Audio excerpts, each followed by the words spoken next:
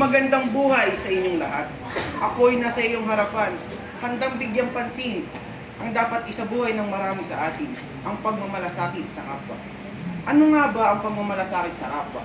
Ito, hindi lamang ito sa material na bagay, kundi ito rin ang pagbibigay ng oras at atensyon sa taong nangangailangan. Sa madaling salita, ang pagmamalasakit sa kapwa.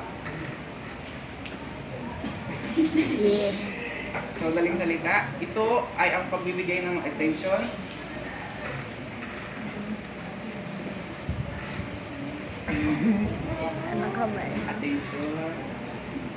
makiramay at magbigay ng oras sa taong nangangailangan.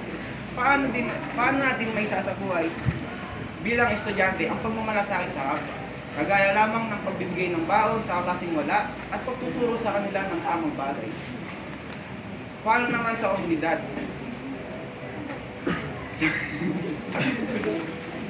Sa komunidad naman, sa komunidad naman, maaari natin tulungan ang ating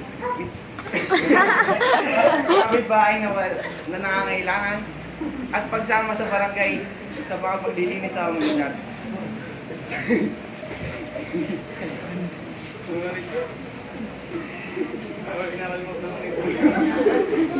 Sa huli, tayo ay magmalasakit sa kapwa, hindi dahil ito ay kailangan, kundi dahil ito ay tama.